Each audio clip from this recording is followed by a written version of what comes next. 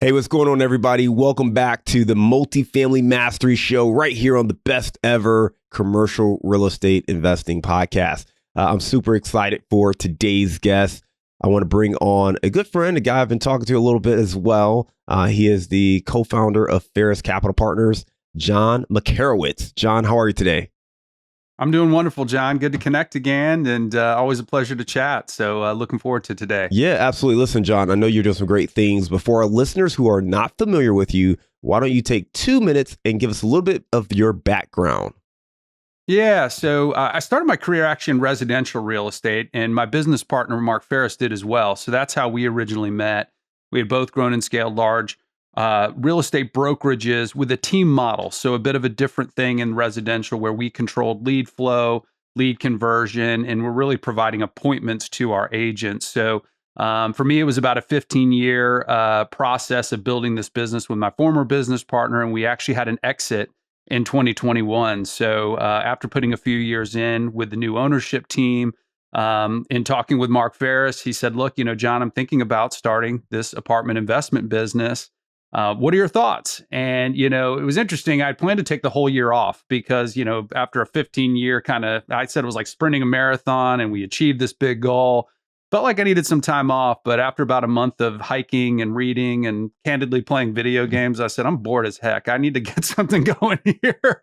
And so talking with Mark, I actually went to the best ever conference with him. And that was his idea. He said, "Look, why don't you come with me out here? Learn a lot, meet some guys I've met, meet Joe, meet some of the other operators that are out there." And man, I just fell in love with the idea. It really felt like it would actually complement the skills that I learned in my previous business, client experience, system building process, but with a new challenge, right? And so we started the business in April of 23, and we co-invested in 2 deals as co-general partners, and have now built our own personal portfolio of 5 assets under management. And as of today, we have 2 under contract that we're raising capital on, looking to close in mid and late summer. So finding some early success, learning a lot, stubbing our toes, right? Paying those stupid taxes that all entrepreneurs pay along the way. But we're getting better every day. So really excited for our conversation today. But I just love this business, man. It's such a cool opportunity,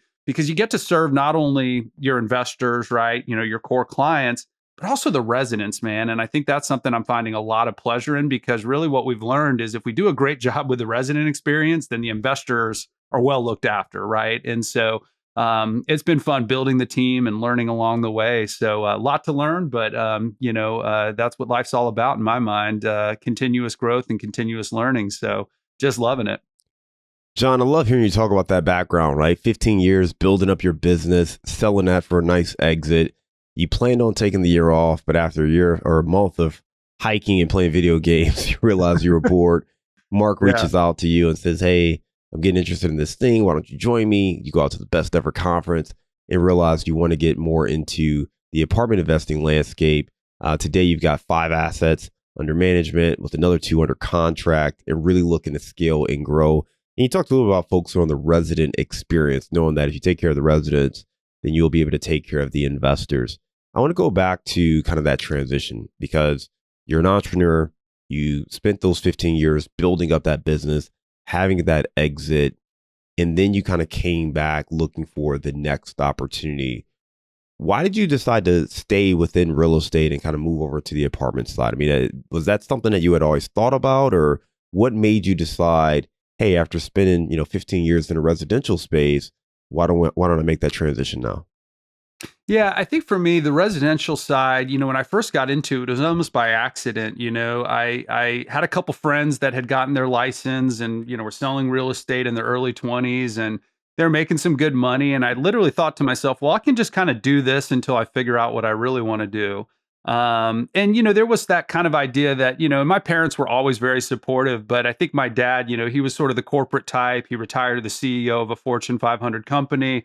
So not that he looked down on it, but he was kind of like, well, what's next? What are you going to do next? Like, I think in his mind, residential real estate agents were part-timers, playing tennis half the day. And, the reality is I wasn't. I was working like 60, 70 hours a day, going on 2 and 3 appointments a day. And So I didn't take it personally, but that was kind of in my psychology. I think that, oh, this is just sort of a stop along the way. But pretty quickly I realized that, look, residential real estate's like some certain professions have a reputation. And so when you really focused on that client experience and, honored your commitments, did what you said you were going to do, and you put that full-time focus on it, you could really make a big impact in people's life. And what happened is actually I started in 2002, and gosh, 2006, 2007, things started getting weird. And, everybody kind of thinks of '08 as being the start of the Great Recession, but in '07, Home Bank went out of business. There was just like a lot of weirdness happening. All of a sudden, the days on the market for our listings started to creep and get, instead of 30 days, it was now 90, 120 days. And, what we learned in that time period is that number one, in any market, there's always opportunity. And so we pivoted into short sales where we were helping people get out of a very tough situation where their home was no longer worth what they owed on it. And that was a powerful moment for me because really for the first time in my career, I felt like I was genuinely helping people. Now, helping them buy or sell a home is admirable. There's nothing like not, good about that process. But it's kind of like, well, and part of it comes down to, I think that, in a lot of businesses, there's a lot of residential real estate brokers out there. There's a lot of apartment syndication businesses out there. And so particularly in residential real estate, it was almost like commoditized in the sense that like all these agents are out there ostensibly doing the same thing. So what we learned is that client experience in and of itself can be disruptive in certain industries, in certain spaces. And so when Mark kind of brought this to me, I didn't necessarily, sort of thought, let me get out of real estate and try something totally new or different. I think if you're a really good entrepreneur and operator, those skills are transferable to other industries. Now, it's not to say I could go work for some scientific concern, or, pharmaceutical or, research or whatever. But in terms of just building a business and operating a business and selling products, those things are transferable. But when Mark brought it to me, it felt so natural because I already understand the ins and outs of real estate contracts. What does it take to get to a successful closing? How do you keep all these various third parties, your vendors, all moving in the same direction and kind of coordinating that? So those skills were transferable, but the idea that it was so new, so I could bring in some of that knowledge, but have the challenge of learning something new. And what I've learned, and really when the company sold in that 2 years I spent there, in the final analysis, I didn't really recognize it at the time, but I realized that I wasn't happy because I was kind of bored. I kind of had it down, and boredom is never a good thing for an entrepreneur, right? At the end of the day. And so that idea of getting back to that startup where we don't know everything, we're learning every day, we're making adjustments. That is actually really exciting to me. I thrive in challenges and problems. When everything's going great, it's just I do kind of tend to check out or get a little bit bored. And so it's one of those things where, it just made a lot of sense for those reasons. I had some knowledge that I could bring in, but it was new, so it was going to challenge me. And I like being in that place where I'm challenged. I'm somebody who likes pressure, candidly. I think I perform at my best under pressure, right? If I think back to college, good or bad, man, I would do my best work under the gun. When I had like, a day and a half to do an 8-page paper, man, I got that done, and I wasn't ever happy when I was doing it because I was like, why did I do this to myself? But I've learned that, creating those pressure points is actually a good thing for me because it forces action. So, when you're really in tune with who you are and, kind of what your natural behaviors are and where you fit in best, what I've learned is I fit in best in that startup world where it is new and fresh and different. I like variety. I like change, bottom line. So yeah, man, it was, I would say, a fairly easy decision. The hesitation was more, I didn't even put a resume together. I didn't even like talk to any other companies. Right. So there was part of me that was like, should I do that?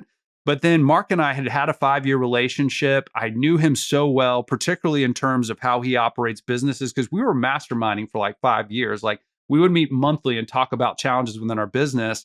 And while we always, maybe didn't have the same solution to the same problem, I learned his morals and his ethics, most importantly. And like when something goes wrong, how does he react to that? And so that to me made it so easy. And then after attending Best Ever and really seeing that it's not just buying apartments and raising rents, it's actually adding value, not only to the investors, right, by the renovation and the value add plan we're doing, that forced appreciation, but it's also through the residents and providing them with a better living experience. And that, yes, we are raising rents, but we're providing them something better, whether it's with service, whether it's with the amenities we're providing, whether it's with the quality of the units we're providing and beyond. And so that was just I get really excited about that. I am somebody who is absolutely motivated by money, but money to me means freedom. I don't like, owing people money because in my mind, that's effectively indentured servitude. Like if the bank can tell me when I can and can't do something, I don't like that. So it is there. But what really motivates me is, getting a 5-star review on Google from one of our residents that was upset about something, but we fixed their problem in a satisfactory way. Or when we won Best Place to Work at Mark Spain Real Estate 5 years in a row through the Atlanta Business Chronicle, that is what really geeked me up and got me excited. When agents would come to me and say, "Man, I've never made more than 60,000 in my life, and I made 300,000 last year," like that charges me up. So it goes back to over time. I'm 44 now. I've learned what really motivates me, and it's those things, right? And the money follows, right? If you do things the right way, the money is sort of the reward of that hard work. So early on in my career, my first mentor told me, "Don't count your commission check until the deal closes," right? And so that kind of mentality, it's like, if I just do everything right, I'll be taken care of later on. It's all about making sure the deal closes, the client's happy, and I provided the best possible service. So by no means perfect, right? But that pursuit of perfection, I think, is what's really meaningful about life. You can never get there. It's just the pursuit that becomes meaningful, right? I love that, right? Because that's really what this show's about, right? When we talk about multifamily mastery, we're talking about the journey. You're never really going to get there, but it's the journey, it's the path, it's learning, it's continuing to reflect. And one of the things I heard you talk about was really in a couple different phases. The first phase was about your own self-reflection, understanding what motivates you. How do you do the best work? What puts you out there, right? So you mentioned pressure, recognizing that, hey, you know what? I need pressure. I operate best under tight time constraints. I need to have a little bit of pressure in order to produce. Otherwise, I'll get bored. When things are going swimmingly and easy and I don't have to think or work very hard, then I get bored. And you like to be motivated. That's one of the things that probably push you into being an entrepreneur, was solving those challenges and continuing to stay stimulated. So understanding yourself is one of those things. I think a lot of times people aren't honest with themselves. Some people like being comfortable. And if you like being comfortable, maybe that's not the path you want to go down. But as an entrepreneur, you have to be comfortable being uncomfortable. So you recognize that, right? Just really that self-reflection is the first thing. The second thing that you talked about was your partnership, and recognizing that you had met this person, you had known him for a while, Makarewicz, and as you were in this mastermind together for 5 years, you got to know each other. And more importantly, while you may not have agreed all the time, you got to know this person's morals and their character. And if you know their morals, their character, and their values, now you understand who you're partnering with. And we're going to come back to that, but I think it's really important to really get to understand people if you're going to go into business as partners. So that's really, really important. And then the third thing you talked about was, well, how do I create value for the customers? And in this case, we're talking about residents. And that's where, fixing up those apartments is one thing, but also enhancing the customer experience. I think too often we focus just on the dollars and the analysis, the spreadsheet. Hey, if I, put $5,000 into this unit, we can get $100 more rent. Sure. But can you elevate the customer experience? Can you make that resident want to live there? And I think that's gotten lost a lot over the last few years because things were so easy just to go ahead and push rents, and residents didn't really have a choice because of the housing shortage. But we're seeing operators that win today are really locking in on that customer experience, making sure that residents feel like they're a part of a community. They want to live there. They're choosing to live there. And that's what's going to allow you to maximize your value. I want to go back to the partnership real quick because, I know from listening to you and talking to you previously, really that partnership has been a really key element of how you found success.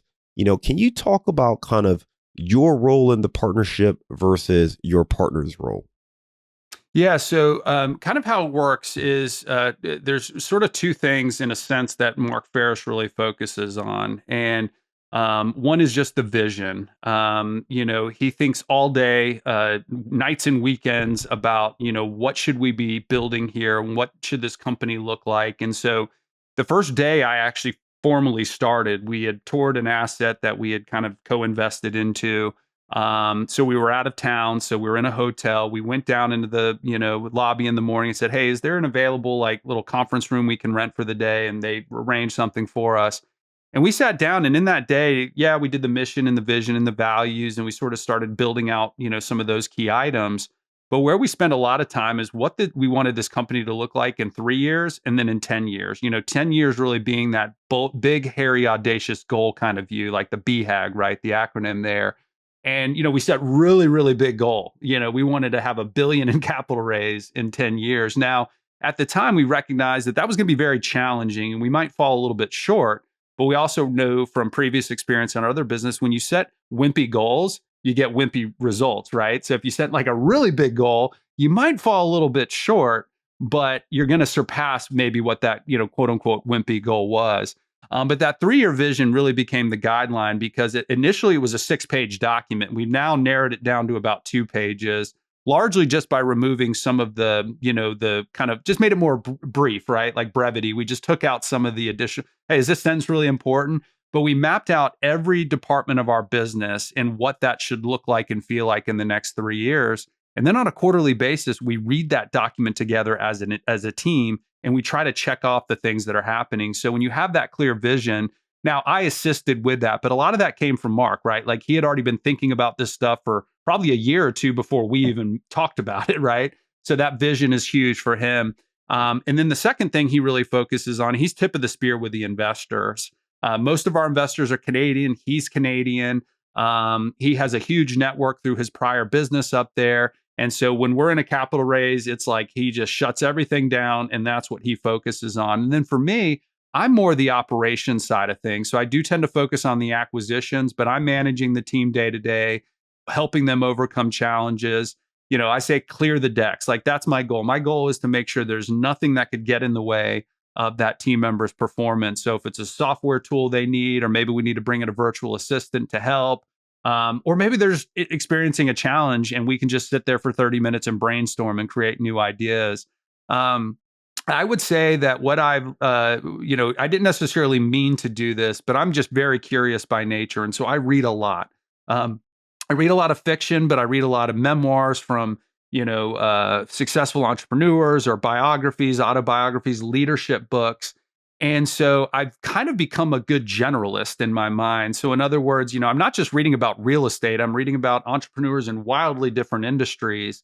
And so I think one of the skills I bring to the team is that ability to sometimes see things maybe just from a fresh light. And often, for example, your director of marketing is so kind of focused on the marketing side of things that it's like, well, what if we did this over here and kind of pulled this idea in? So that's really my role. It's just making the team the most effective they can be, giving them the tools they need to be successful, and then kind of largely getting out of their way and letting them do their job. The partnership is so critical. And, it's interesting. We occasionally, get a call booked in from an investor. And then when we start talking to them, we realize, this style of investing is not for them. And then they may start talking about maybe wanting to buy their first investment property. And we're happy to help because our view is that may be an investor 5 years from now, right? But the reason I bring that up is like, oh, me and my friend, we're going to go in on this together. And so that's where I spend the majority of the time. It's not so much finding the deal. It's like, okay, let's talk about the partnership. Is this a friend? Is this somebody that you've actually spent time with and got alignment on? And like, what does a divorce look like if the deal doesn't go well? If there's a capital call, who pays? And like, how does that kind of work? And I find a lot of people really don't think through those partnerships. In fact, I had friends over the years that would just have a really great like sales director. And before you knew it, they're giving them equity because they did a good job for a year or two. And then 3 years later, they're firing this person and trying to unwind all this stuff. So being very thoughtful about that. I think in my view, nobody does it alone. I think sometimes in, our society, we tend to elevate the person, the main entrepreneur. And I'll use Elon Musk as an example. Elon Musk is obviously a genius, very intelligent. He has 7, 8 different businesses he's running, but giving him all the credit is a bit of a mistake, right? He's got thousands of people working for him, working on these big problems. And so I think our sometimes willingness or want to sort of elevate these people to some rarefied air, is understandable, but the reality is nobody does it alone. Luck plays a factor, right? shoot, the fact that we were all born in the United States, or a lot of us, not everybody listening to this is, that in and of itself is luck, right? And it provides an advantage. So I always try to keep that in mind. So having that strong partnership and then really spending a lot of time building the right team, we would not have been able to accomplish what we've accomplished at Ferris Capital Partners if it was just Mark and I. We probably would have got one deal done, maybe, right? But because we have this great team. So yeah, I think that's something that anybody listening to this that's either thinking about getting into this business or isn't in this business, like really make sure you have A players around you that are focused and that believe in that vision that you've created. Otherwise, you're going to have a bad time. Let's just put it that way. So that partnership is critical. John, lots of great things you just mentioned there. I wrote down a couple of notes, right? When you talk about your partnership with Mark, it starts with understanding the roles. Mark is more that visionary, folks are more relationships, raising capital. You're more operations, the acquisition side. And you all work together. And you talked about early on, you all sat down, did a co-investment together. And you sat down in the conference room and mapped out, hey, what is our 3-year goal? What is our 10-year goal? Writing these big, huge goals because it allowed you to have something to work towards. And you were able to take that, refine it over time, reviewing it quarterly. But that really gave you the groundwork to go out there and say, okay, here's what we're trying to build here with Ferris Capital. You then talked about just building out the team. And the one thing we all know when it comes to multifamily investing, particularly multifamily syndication, it is a team sport. And you just personified that further, right? You could only do so much by yourself. Even you and Mark together could only do so much by yourselves. But you really need a team. And having that team allows you to grow and scale. And it's true. People do often look at, the tip of the spear, who is the face of the organization, right? Who's got the podcast, who's on the show, who's doing that. But the truth is, there's people who's got to analyze the deals, right? Someone's got to find the deal, talk to the broker. You've got to bring the deal in-house to even have a chance to take a look at it. You've got to be able to raise the capital, put the deal together. You got to be able to qualify for the loan. You've got to go out there and execute and manage the asset. You've got to go out there and actually do any kind of construction or renovations that you have for the plan. There are a lot of moving pieces that go on that would be almost impossible for one person to do it themselves. So recognize the importance of not just partnerships, but teamwork and building out teams and leading that team towards the goal and the vision. You talked about one other thing that I want to get into, right? So with the organization and with the team, you all are relatively new, right? Been in the space for a little more than 2 years, going on 3 years now. You've been able to grow and acquire 5 assets. You've got 2 more under contract. As you reflect back, and for our listener who is maybe also in the very early stages of building out their business, what advice would you give them on building out their team? Like, who are the key team members that they need? What should they invest in day one? What should they wait for? Are there key milestones when you want to bring in a certain role? Tell us more about kind of your philosophy on building out the team. Yeah, absolutely. So I'll tell you where we started, but where I think other people can maybe take a slightly different approach. But the first thing we did was we hired a marketing person. Now, we had a finance person that had come over from one of Mark's other businesses. So she was actually straddling the line, doing some work at both businesses. But, just ensuring that, everything was compliant. When we raise capital in Canada, there's an added step we have to go through. They have what they call exempt market dealers. They're basically broker dealers, but with compliance, sort of things that they have to do for the Ontario Securities Commissions. Every province has their own security commission up there. So we have to really work on that compliance component. But we brought in marketing because at the end of the day, we recognize that if we just wait till we have a deal to start the, sort of building our database or raising capital, we would probably fail. So what we did was we immediately started creating some lead magnets. So we created a Canadian ebook on investing in US real estate. We eventually created one for the US side as well, but that was the first. We did a 7-day video course. So, the marketing person and I kind of collaborated on building out the scripting for that, getting that together and launching it. So we started launching ads to educate people to kind of get them into our world well before we had a deal.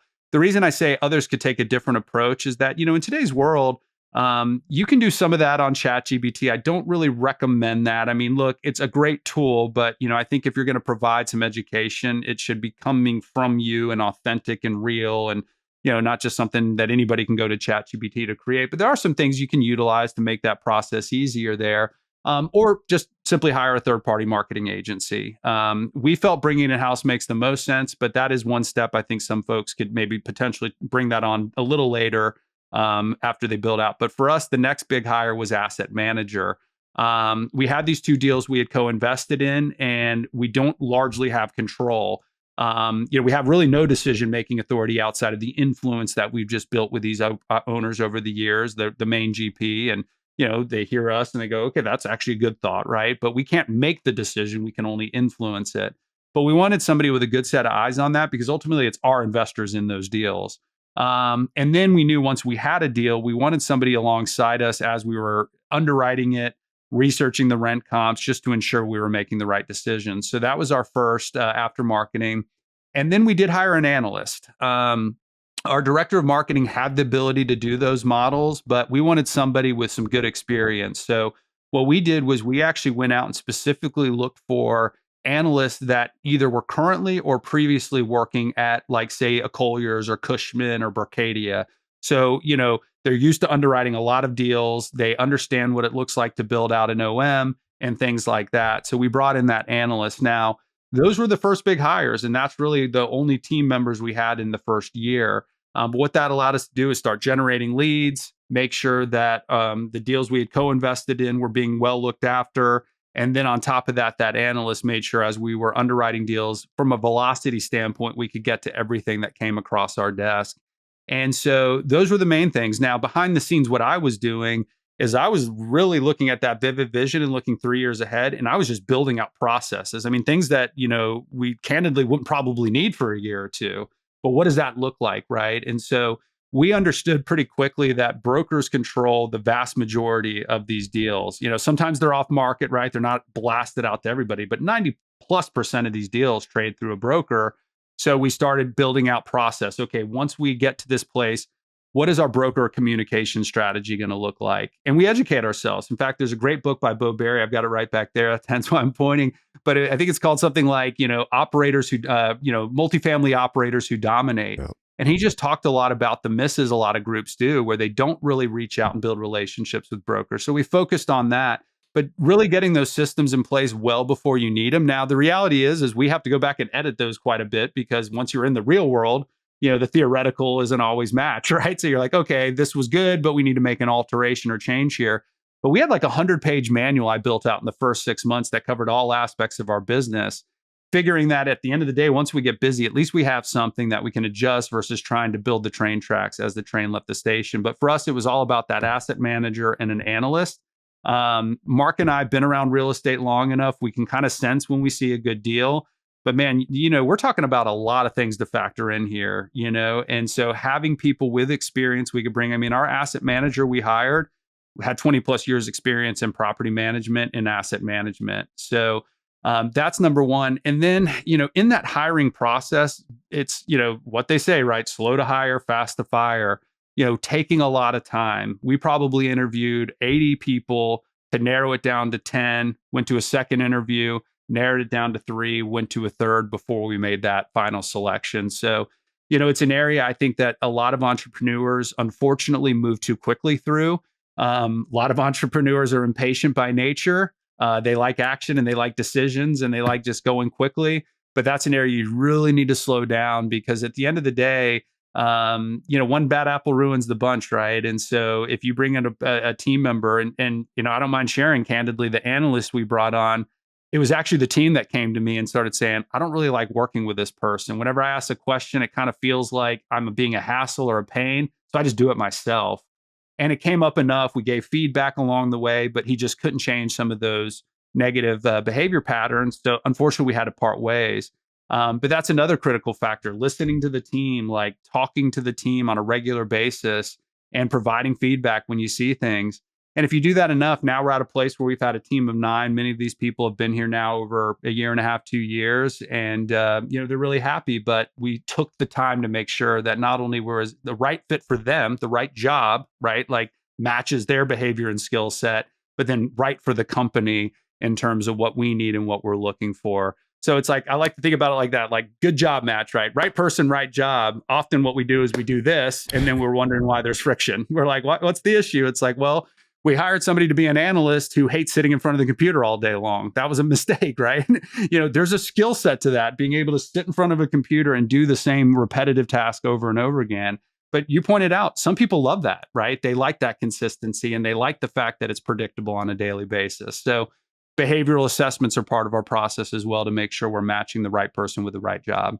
John, I think what you mentioned is really important and very helpful for our listeners because, for the best ever listeners, we're all on a different place in our journey, and whether you are currently, scaling a large portfolio, you've got a small portfolio looking to build it up, or you're brand new and you're trying to figure out how to get your first deal.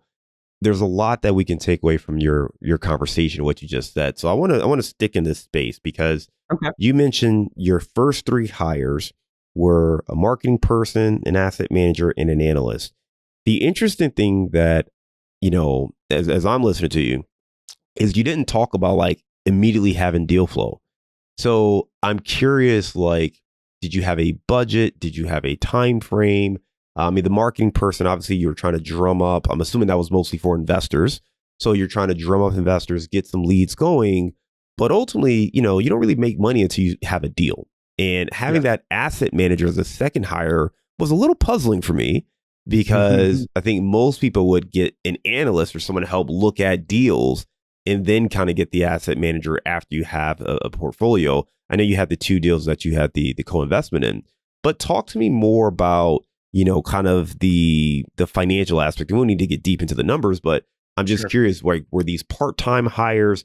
Did you pay them full salaries? Like, how did you kind of budget and manage to hire these employees without having necessarily the income from the deals right away? Yeah. So, because we had successful prior businesses, and Mark still has his other business, by the way. So I kind of exited mine and I still have some equity in it, but no day-to-day responsibilities. But we, pre-funded the company, right? So we invested into the business to have some capital to get things going. Now, when that analyst came in, prior to that, I was going into, whether it's CoStar. Frankly, I went to every major brokerage website and broke down and looked for the multifamily team. So we had built out a spreadsheet for each market we planned to serve with every broker that, we saw that had multifamily sort of tagged on their bio, whether in CoStar or on the actual brokerage website. And so the first task when the analyst came in is to go through that because he had actually transitioned from a brokerage role to work for an operator for about 2 years. So he had experience following up with brokers, sourcing deals. So he went through and sort of goes, okay, these are the green, like these guys do a lot of deals. These are yellow. They're great. We need to stay in touch with them, but they tend to do smaller size deals. And these are like the junior guys that, we should probably reach out to quarterly just to touch base. By the way, one thing, John, I've learned is that those new guys are actually some of the best people to talk to because nobody else calls them or talks to them. And so building relationships with them, the way I view that is it might not be, today, but in 3 to 5 years, hopefully they'll remember, oh, John was always nice to me. He actually called me where nobody else ever did, right? So we try to build relationships with all of them, but we built this priority list. And one thing that Mark actually came, kind of that visionary, right, is he said, if I'm a broker and somebody just sends me an email saying, hey, I'm looking for deals, here's my buy box, like I might not even see the email. Let's face it, people miss emails all the time, but it's not that wow factor. It's like, oh, cool, I'll put you on our distribution list. So actually what we did was we mailed a gift to every broker in those markets that we plan to serve. Wasn't like a super expensive thing. We sent a couple of Yetis and for Florida, we found some like really great Florida taffy. And then we had a really glossy one sheet with our buy box. And what ended up happening is when those got delivered, just about everybody who received it called us to say, thanks for sending that. That's so great. Really appreciate it. And the next thing you know, we're talking for 30, 45 minutes about our buy box, what we're looking for. One of the things we communicated to brokers on day one, it's something Mark and I decided in that room on day one, is that we will never retrade unless there's something discovered during due diligence that just, was the seller didn't know about, broker didn't know about it, major mechanical, something like that. But we're not going to just retrade on you. We're going to communicate throughout the transaction. We're going to be really easy to work with. And at the end of the day, if you take good care of us, when we go to exit this deal, we're going to give you the deal back. And so, brokers like to hear that. And so we started getting some deal flow.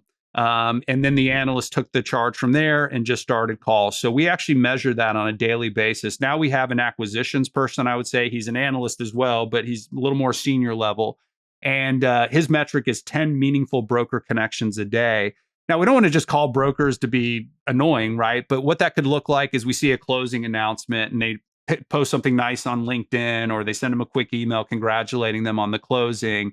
Or if they send over a great deal that's just not in our buy box, we say, man, that's an awesome looking deal. We actually did a quick underwrite. It's not for us, but thank you so much for sending it. So we commit to give feedback to brokers on any deal that's directly sent to us. Now, I say directly because if it's just an e-blast and it's like a 500 unit, high rise, it's just not for us. We just don't send any feedback there.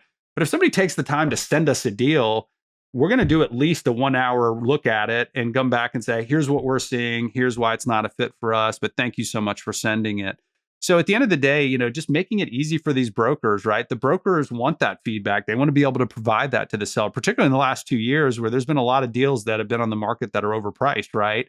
And so being able to go back to their seller and say, hey, I've gotten 20 pieces of feedback. They're all saying it's worth 20 million, not 22, helps that broker. So, we think about relationships a lot of the way through our business. So like relationships with our attorney, relationships with the exempt market dealers in Canada, relationships with these brokers. And by that, I mean, we have situations where we were able to call up our attorney in Canada and say, hey, I know you just got everything on Thursday from the US side, but we really want to launch Monday. Can you get those sub docs done by then? And initially it was like, it's gonna be tough. And he said, you know what? I'll work over the weekend and get it done for you. But it's because we've helped refer clients to him. We're always responsive. Hell, the guy wrote a children's book. I bought like 5 copies of it. It's just like whatever we can do to just be a good partner and build good relationships and things like that. And, it's not to say we take advantage, but when you need that favor, you can pick up the phone and get that favor, right? So I would say one of the key lessons I've learned in my career is relationships are the most important thing. And you never know, help somebody today, what it might lead to in 10 years. Maybe it leads to nothing, but man, maybe you just made the world a little bit better for that person. If that's the worst thing that happened, then that's a pretty good thing, right? So relationships. So starting with asset manager, to really answer your question, Mark had a personal portfolio of real estate in Canada. And so initially we said, look, when you come on, we're gonna actually have you do a full analysis of that. We're going to keep you busy for a little while. Mark wants this help. We've got these 2 deals we've co-invested in. So it made sense. So it is probably a little out of sequence, but our view was that when we find a good deal, and yes, remember we're hiring an analyst, so a little less experience. We wanted somebody with that 20 years experience that can say, man, if you really think you're going to get $500 more a month in rent, you're like on something. Like that ain't going to happen, right? So we wanted somebody with that experience just to ensure, because in our world, we couldn't miss. Like we don't have the option to miss, right? And so having that experience, that 20 years experience to come behind the analyst, and our investor committees, Mark, myself, our director of finance, our asset manager, and our acquisition specialist, and we all kind of have veto power. If like one of them just like, this ain't a good deal for us, we might have a spirited debate around it. But at the end of the day, if we can't get them across the line, then it's just not a deal we're going to do. So I think that's something I'll really give Mark a lot of credit for. And I guess by extension myself, but he's the founding partner, is he values that feedback. He listens to the team. And so that's a key factor. If you're an entrepreneur and you're build a team, you want people that are smarter than you and better than you in their role and what they're doing for the company. And you need to listen to them, and you need to solicit some feedback, right? So I'm always asking the team, is there anything I can be doing better to support you? Mark's always asking the team, like, what can I be doing that's better? So having that mentality that, yes, I may be, quote unquote, a partner or in charge or whatever, but I'm just as accountable as the rest of the team to the results. And I'm just as accountable to the rest of the team to improve what I'm doing on a daily basis. So it is a bit of a mindset shift for some entrepreneurs, but man, when you get there, that's when the magic happens. This really takes me back to kind of your 3-year and 10-year vision of the company. And the reason I say this is, a lot of times when you lay the foundation and do that foundational work up front, the path becomes clearer because you know where you're going. Mm-hmm. If you don't, you're just kind of doing stuff, right? And you're taking action. I want our listeners to understand this, right? You're a best ever listener. You're looking to grow and scale your portfolio. Ask yourself where you want to be in 3 years and what do you need to do to get there. And John, you said something that was really important. I don't know if everybody caught it, but you said you pre-funded the company. Yeah. You guys were well capitalized enough to pre-fund the company. You knew what you were building. You knew you wanted to build a business that could raise $1 billion of investor capital over 10 years. Well, you knew you were going to need resources to do that. You need people. You're going to need to hire staff. So instead of waiting until you got that second or third deal to say, okay, now we've got some capital, let's go ahead and reinvest it. You said, no, we need to pre-fund this. We can't wait.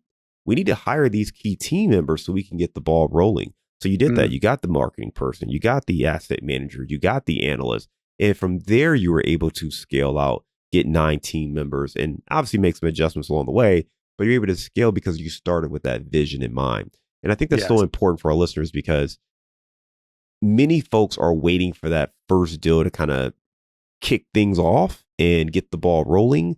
And maybe you're not as well capitalized, and that's okay. Maybe you can't make those investments, but figure out what you can do. The second thing you said that, again, was really important to me is being clear on what those success metrics look like. Again, too often it's all or nothing, right? Did I get a deal? Did I not get a deal? My goal is to buy 3 deals this year. Okay, well, if that's the goal, then you're not focusing on the right actions. And that's where I love you said something where, hey, for our that person who's in charge of the broker relationships, their goal is 10 meaningful broker interactions daily. That's okay. Right. If that's what the goal is, you're talking about over 360 interactions. 3,600 interactions annually. If you're talking to brokers over 3,000 times, almost 4,000 times, you're going to get some deals, right? You're going to get feedback. You're building some strong relationships. You're obviously in different markets, but you're building that. Now, maybe our listeners, you're not going to be in a situation where you can have that many interactions. Maybe it's not 10. Maybe it's 3.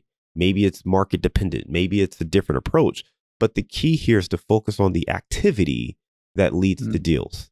And if you know deals come from brokers, having relationships with brokers, strong relationships with brokers, is going to lead you down that path faster than just simply opening up your inbox, waiting for them to send you a great deal, analyzing it, putting in an offer, and praying that your offer is the best one, right? Like that's rarely going to happen that way. So that was really, really insightful. And I hope listeners really understand if you want to do deals, you've got to focus on building relationships, building strong, real relationships. And that's going to make it so much easier for you to scale your portfolio.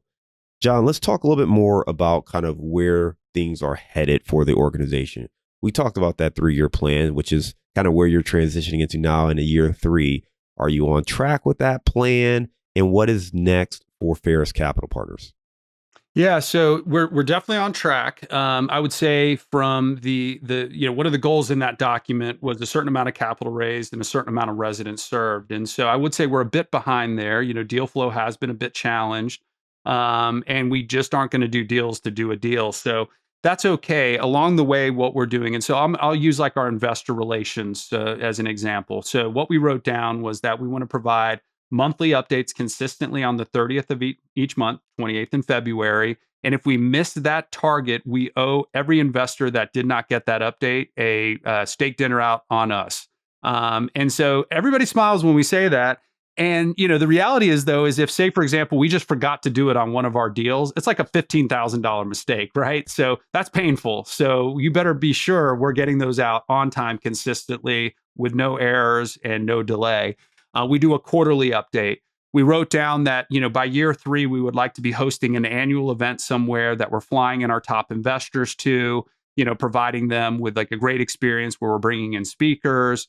Along the way, we want to do, educational webinars where maybe we bring in different speakers on different topics, not all about multifamily, but just looking for ways to add value. We wrote down we wanted to have quarterly touch points with every active investor. And let me give you a great example of that. So we just got this first deal and then right behind it a second. And so we sent out emails to our database, and a lot of our past investors committed, and great. We called them up. We had the conversation and booked them in. But not all of them did, right? And so Mark had his quarterly calls because, we're in quarter 2.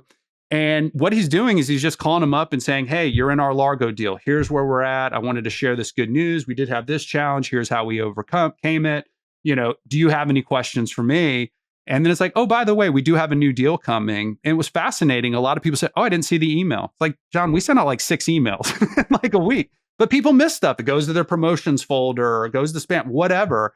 And the feedback was interesting because quite a few investors said, I was kind of waiting to see on the exit before I invested again, but I just never expected this call. Like it just blew their mind that Mark took the time to call them to have that 20 minutes. And by the way, what he did is he had his Calendly with 20-minute slots, emailed it out, said, I'd love to connect. And people just booked in those 20-minute slots and he just hammered them out in 2-3 days. But, number one, we're providing a great client experience. But number two, we're ensuring all our investors are aware of everything that we've got going on, not only in the investment, but about future investments. And once again, they were just blown away that we would even take the time to do it. So all of those things were spelled out in that document that we wrote down in April of 2023. The quarterly calls just sort of started this year. So it took us a year or so to get kind of the systems, get a couple other things out of the way. But that's it. So the document is very specific on items, but it's not exactly the exact process to do it. It's just we want to get there one day. And I think that's so important because one thing I have found is if your goals are almost like too specific or too targeted, a lot happens, economic things. I mean, the tariff conversations that are happening right now. And I'll share with you, there's something in that big, beautiful bill that would actually hit Canadians with about 20% more in taxes investing in the US, right? And so like all of a sudden, that's a thing we have to really be mindful of and think through. And we're hoping that as it goes through the Senate, maybe that gets pulled back. John, did you know 50% of pension funds in a fund in Canada is invested in the US? Like, why would we be punishing that? I don't know, but it's in there. So we got to figure that out, right? And so there's always challenges. So I think it's just, you can't always predict what the future will bring. But if you have a clear enough vision with, I think, just good targets, the situation may change. It might look a little different than you thought, but you still got there. So I do think it's important to leave a little flexibility in the vision just to understand we can't predict things like the pandemic. We can't predict trade wars breaking out. We can't predict the US president saying he wants Canada to be a state and pissing off half of the country. But these things happen and we got to overcome it, right? And so that vision is perfect. You have to have it, but it needs to be built in such a way that it allows for a little flexibility because you just don't want to get discouraged because like, wow, I wasn't able to do exactly what I thought. It's like, no, we got close enough. And it's actually better because it addresses an issue we didn't even know about 2 years ago when we wrote the thing, right? So that's a key component as well. But that vision is critical, man. And I would say just to pause on one last thing, and I know we're coming up on time here, but that idea of the activities is so critical. And so if you're an owner, entrepreneur, whatever business you're in, like every person in your world, everybody who reports to you and everybody in your organization should know what their top 2 or 3 activities are. Those lead measures, right? So often companies focus on the lag measure. Oh, I want to raise a certain amount of capital, or I want to close a certain amount of deals, but you don't know whether you did it or not until it's too late. When you have lead measures, it's like, well, if I call 5 brokers a day and have these 5 meaningful conversations, and by the way, that's where we started. What ended up happening is it worked. So we said, shoot, what would happen if we went to 10? Right? But there could have been a world where we look back and said, well, that hasn't worked. We need to come up with a new activity, right? And so by having those activities and reporting on those activities on a daily and weekly basis, you'll know whether it's working and whether you should do more of it or less of it or get rid of it altogether. John, absolutely love everything you just said there. Great value for our listeners and focus on those lead activities and not just the lag activities. So again, if you're trying to raise capital, don't worry so much about the capital you raise. Certainly that's important, but it's more important to focus on your investor conversations. That's going to get you much more closer to success than focusing on the outcome. So John, great stuff. For folks that want to learn more about you and Ferris Capital Partners, you've got some great information at fulloutinvesting.com. Check that out for John and his team. John, thanks again for being a guest on Multifamily Mastery here on the Best Ever CRE show. We look forward to staying in touch with you, and I hope you have a great day. Thanks, John. Have a great day.